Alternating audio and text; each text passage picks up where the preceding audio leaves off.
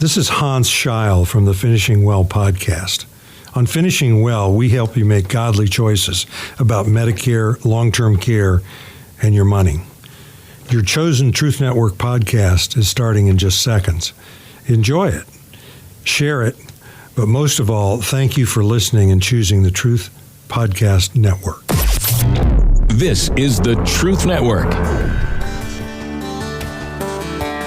The heart of every man craves a great adventure, but life doesn't usually feel that way. Jesus speaks of narrow gates and wide roads, but the masculine journey is filled with many twists and turns. So how do we keep from losing heart while trying to find the good way when life feels more like a losing battle than something worth dying for? Grab your gear and come on a quest with your band of brothers who will serve as the guides in what we call the masculine journey. The masculine journey starts here now.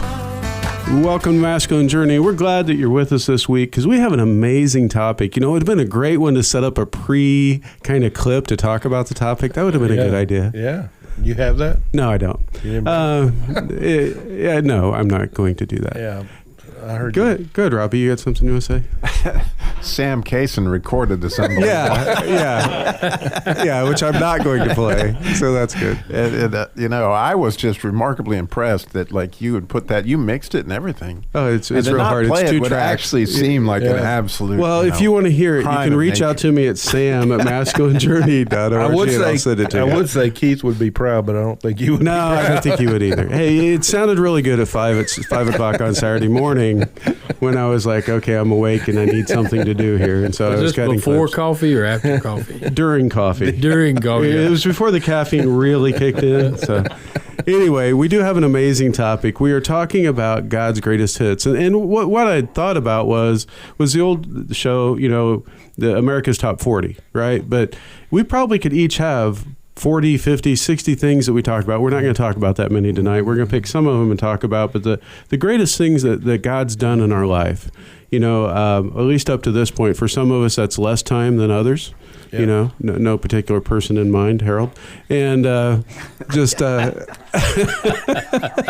you put some guardrails on that too, right? I did, yeah. I put some limiters on it because I know this group.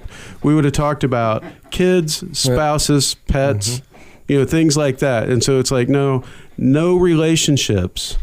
Those are all, we talked about the band of brothers. Yeah. That would have been in there. And those are all viable things and those are all important, but we talk about those a lot. And I want it to be more personal. Yeah. What has God done for your heart? Where has God really had breakthrough with you and made great deep impacts in your life, and just wanted to hear what God had in store for you. But I do have a clip, and yes, it's my clip, but it's not really my clip. I have my own clip I'm going to play later, but this is a clip that I made. I know you guys always give me a hard time because you say I always play my clip first, and it's your world and we're just here and we're just living in it. Yeah, some of you here. I want to try to understand how it's not yours if you put it in the folder. Well, at least I know how to put it in the folder. Well played. Okay. Well played. Okay, so that's an inside joke. If you want to know more about that, you can email Robbie at masculinejourney.org. But no, what this first clip is, it's a clip for all of us. And the reason I said it's a clip for all of us because it's from a song from Lauren Daigle, and it's called Rescue You. And regardless of the stories you're going to hear from all my brothers tonight, as they talk about it, you're going to hear a story of rescue. It may be rescue in identity or rescue from woundedness or rescue in sonship or whatever that might be, but it's always involving a rescue. And so I'm going to play this clip and we're going to come back and talk about it a little bit more and then get on to some more of the show.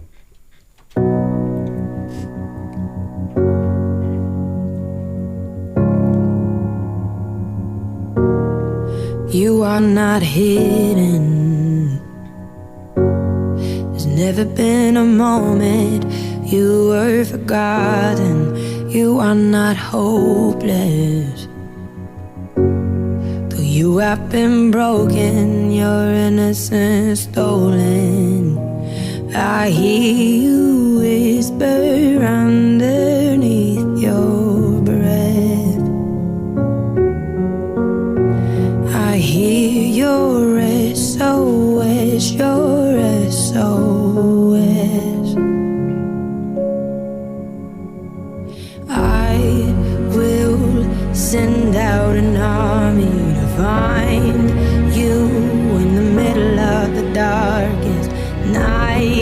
true, I will rescue you.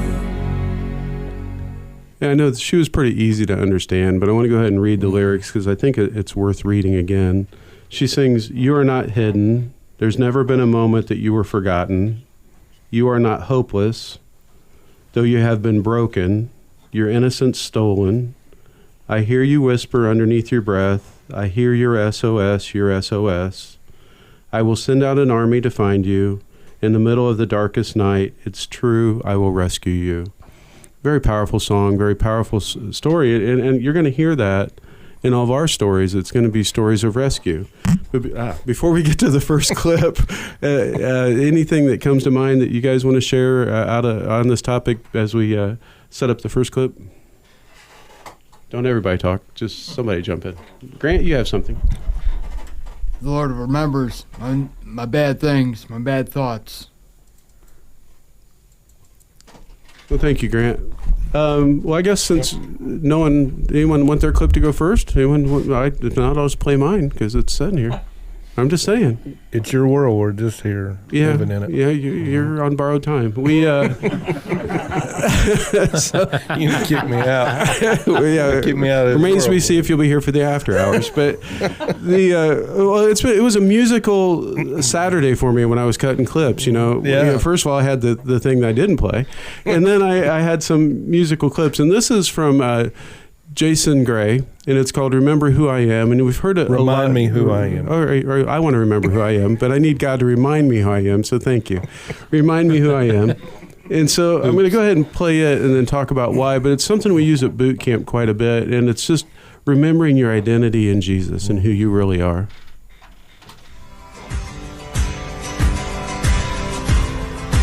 When I lose my way and I forget my name, remind me who I am.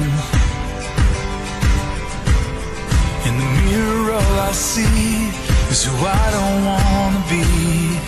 Remind me who I am. In the loneliest places, when I can't remember what grace is.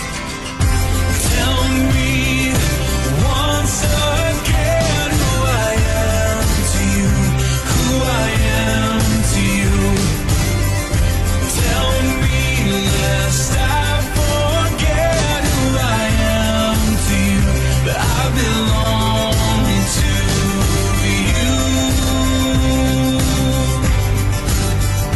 to you.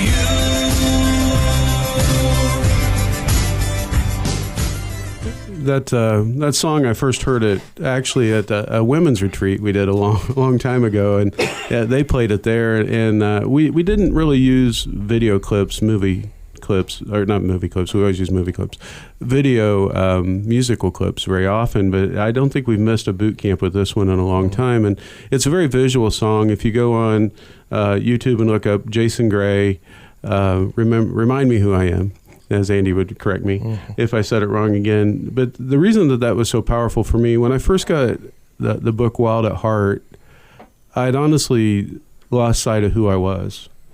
Through brokenness, through things the enemy had robbed from me, and I never really knew deep in my soul who I was. I had all the labels the world had put on me, and that's what this song does really well. During the first part of the song, you'll see all these people at different places interacts with, and they hold up these little signs, and it's the labels that the world's given them. Yep.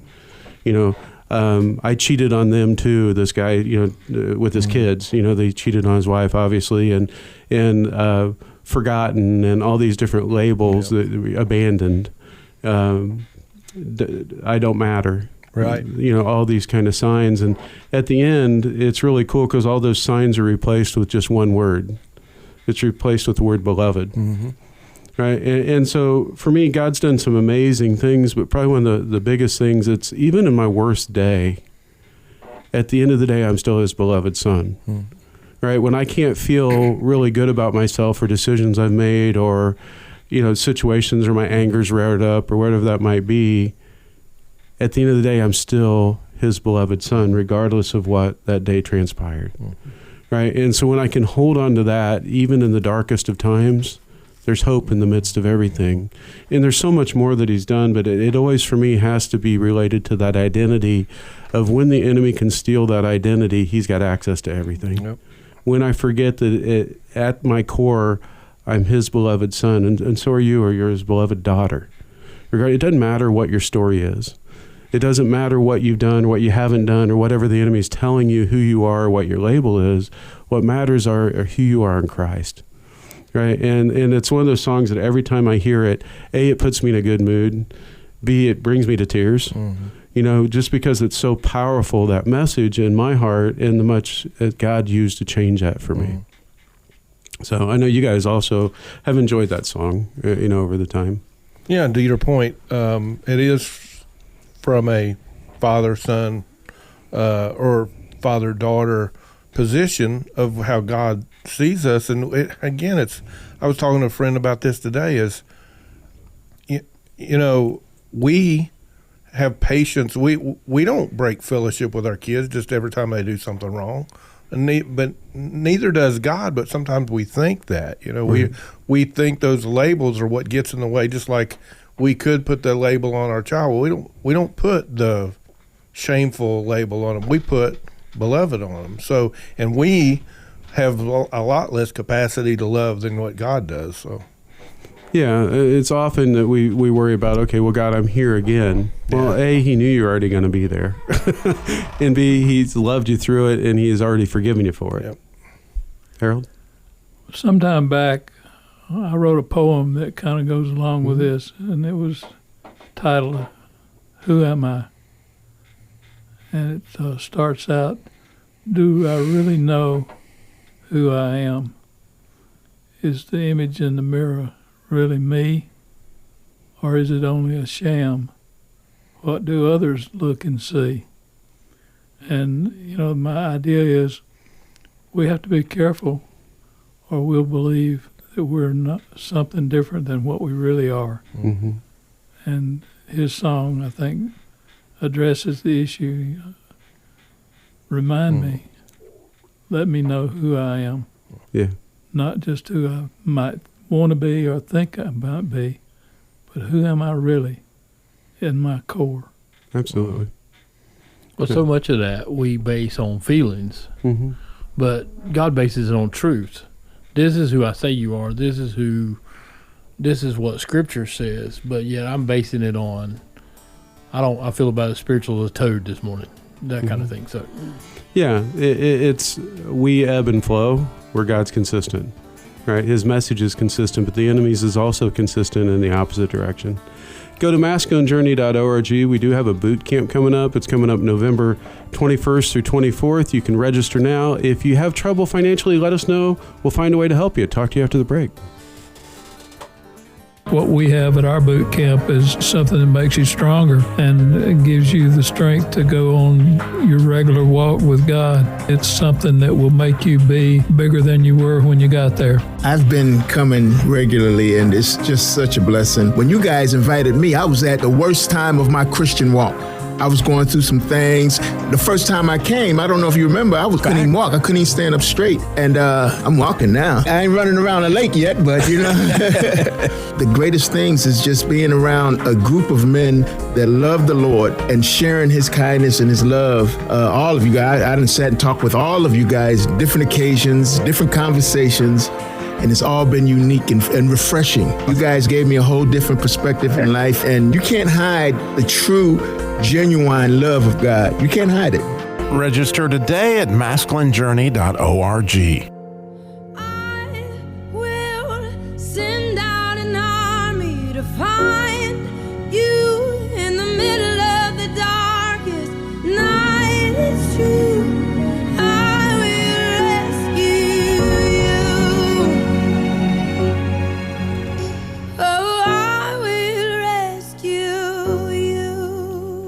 Welcome back to Masculine Journey. Yes, we did play that at the beginning of the show, but it was such a good song we wanted to come back and play part of it again for our bump back in, and that's Lauren Daigle, and it's Rescues, the name of the song.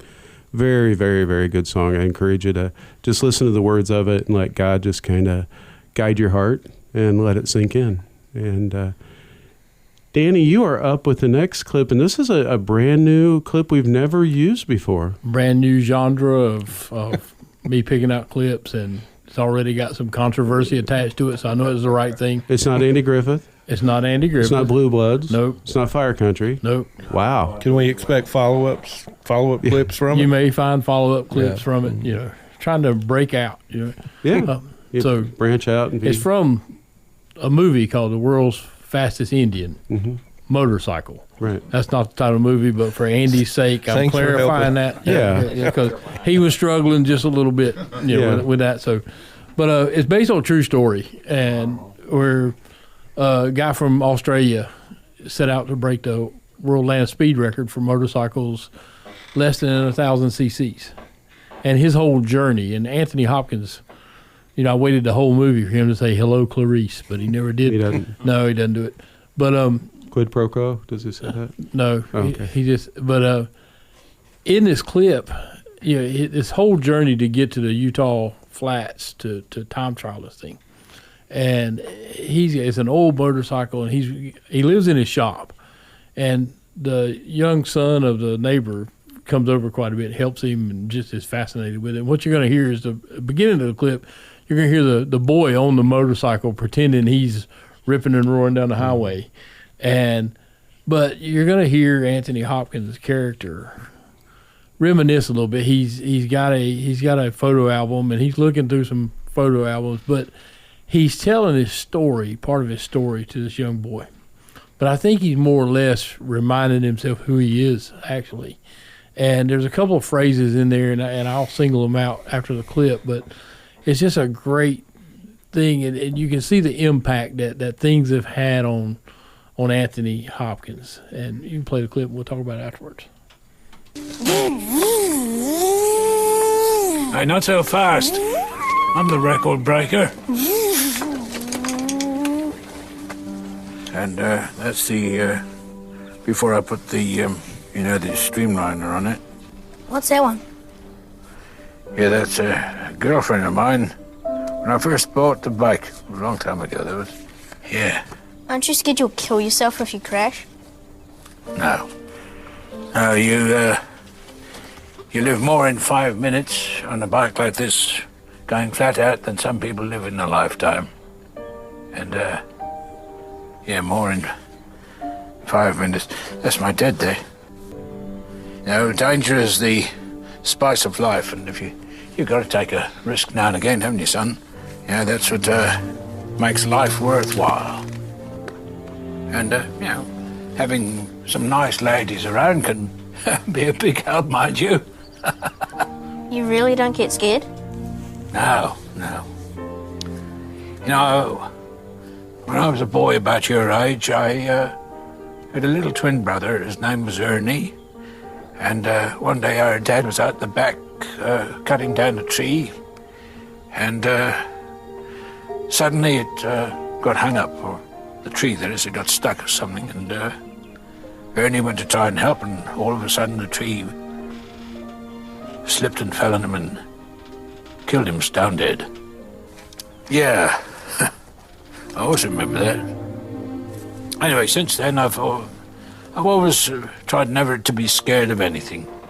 Though I must say, before a big bike event, I do sometimes get nervous. If the if the butterflies in my stomach were cows. Oh, yeah, it cut off. It cut off. That's fine. He says if they were cows, he'd open a dairy farm. Is basically what he says. So often, the risk and danger is part of what we do in Christianity. I think if sitting on a church pew was all there was to Christianity, I don't think I'd be a part of it. And so often, when you're young in the faith, and even older in the faith, there are different wounds and different things, ways the enemy comes after you. But God's always asking you to take a risk. And I was going to tell one story, but another one has come to mind. And years ago, I just saw a vision of, a bunch of men around a campfire, and having a like a men's retreat overnight, camping out and that kind of thing. And I lived right near a retreat center. I rode by it every day, and we had done a couple of things down there. And I just felt like that's what God told me to do. And so we put some flyers together. We sent some emails out, and very unorganized with what we did, but didn't get registration and that kind of thing. And the weekend comes up, and there's a front coming that producing tornadoes in Tennessee, and here we are. I got a way of calling this thing off because I can't call anybody, and so that afternoon or that day, I was supposed to go out there and set up. It was mist and rain, and I called a buddy of mine. And I said, "What do you think to do?" He said, "Go set your tent up out there in the field." I thought that tent's going to be in Tennessee if I set it up in this wind, and I was just literally not knowing what to do. So I'm out there by myself, and there's a crosswalk, a little trail cut out in the woods with different stations of the cross and that kind of thing. And I went out there, and I'm praying, and I'm and finally I asked the question. So, God, all those guys you took out in the wilderness, in the scripture I read, what'd you tell them? And it wasn't audible, but he said, "You tell them I am sent you." And I come out of there, if I'd have run into a demon, I'd have throat punched him. I mean, just, but the miraculous thing was the storm front literally separated around us. It only rained on us one time, and we were under shelter. And people showed up from all over the place. I mean, it was just an awesome time. And, God's Spirit was there, and the fellowship and everything was just great. And we camped out, and then we had a thing the next morning. But ultimately walked away from that thing knowing that all I got to do is take a risk. All I got to do is, because God's worth the risk. And if there isn't a little bit of danger, a little bit of risk in it, but it does, as Anthony Hopkins said, it makes you really come alive. Because when you're in risk with God, it really makes you come alive. Absolutely. I'm having fun thinking about that motorcycle. Yeah. Because for several years, I rode an 1100cc bike. But one of the times that I had some fear is I had my sweetheart on the back, and we were coming around the road, coming back home, and a dog went running out in front of us, and I couldn't avoid him. Ran over the dog, and we didn't go down. God saved our little fannies on that one. And but anyway, I got to see that movie. It's worth watching. It's a great movie. Well, Harold, since you have a mic in front of you, would you like to go ahead and share? Yeah, I can. The thing that is biggest for me, you wouldn't let me talk about, and that was God throwing my sweetheart in front of me. But the other thing that I wanted to talk about is that most of my life I was troubled with anger. I had road rage before they had a name for it. And I would get angry at anything and everybody, and he took that away. I tried different things over the years, and I finally started asking the Holy Spirit to help me get rid of that. Let me get on the road and drive without screaming at every other driver, telling them how stupid they are, and did they get their driver's license out of a box of Cracker Jacks, etc. I was a complete idiot. I look back on it now, and I think I bordered on insanity. If we were going to make a trip back to Alabama to visit family, I would start getting mad before I got in the car because I would be anticipating the stupid moves that were going to interfere with me driving the way I wanted to drive. And I look back on it and, what an idiot I was, and how much better it is now that God has taken that away from me. The same stuff is there, but I don't go nuts over it. Yeah.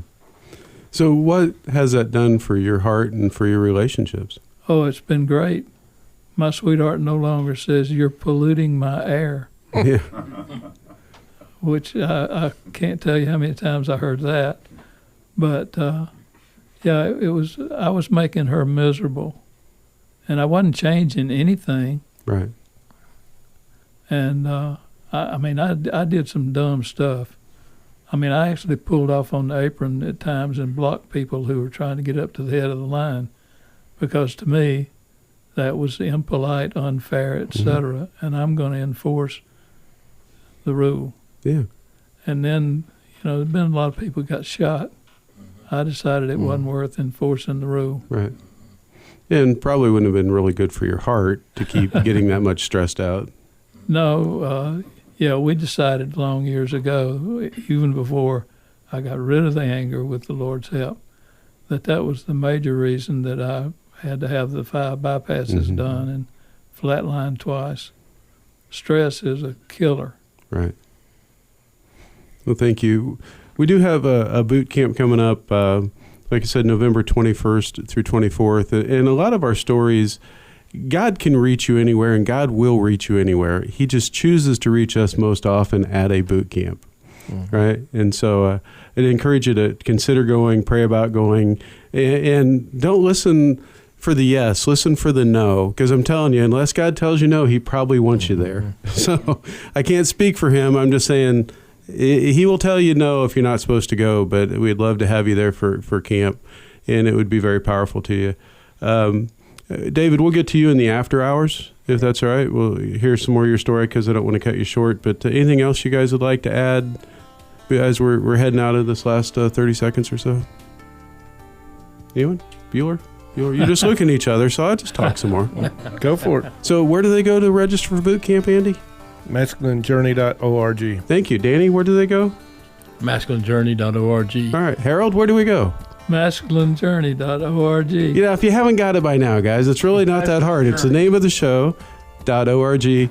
Go and register. And like I said before, if you're having trouble financially, please let us know. We will help you find a way to get there. If you want to have somebody, you want to sponsor somebody to come, let us know. We could always use sponsors. If you have any ideas for show topics, let us know. But more importantly, love yourself well this week and love others well. Talk to you next week. This is the Truth Network.